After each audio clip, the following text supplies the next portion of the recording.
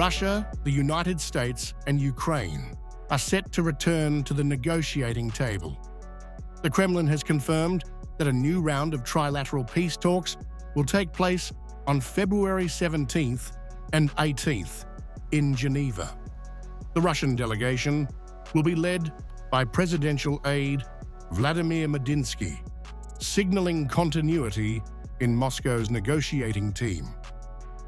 The announcement comes as diplomacy inches forward, but without any sign yet of a breakthrough. The next round of negotiations on the Ukrainian settlement will also be held in a trilateral Russia-US-Ukraine format on February 17-18 in Geneva. There is an agreement that it will indeed take place next week. We will inform you about the location and exact dates, but it will indeed be next week. The Geneva talks follow two earlier rounds in Abu Dhabi, including one that resulted in a 314-prisoner exchange. But beyond humanitarian swaps, progress toward a broader settlement remains unclear. Moscow says discussions with Washington now extend beyond security, but only conditionally. Indeed, issues of trade and economic cooperation, potential and proposed trade and economic cooperation are on the agenda, and they are being discussed. But until a Ukrainian settlement is reached, it is unlikely that we can speak of anything concrete. Even as talks resume, Russia's top diplomat is striking a cautious tone.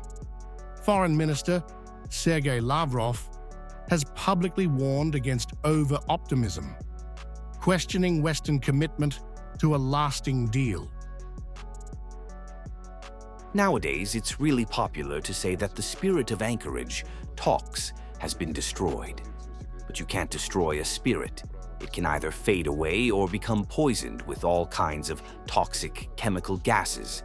And that's what Europe is trying to do.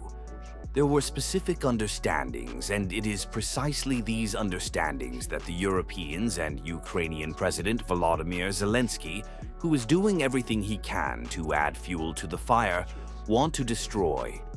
We will not sign an unfavorable peace agreement, as the President has repeatedly stated. We are open to compromise.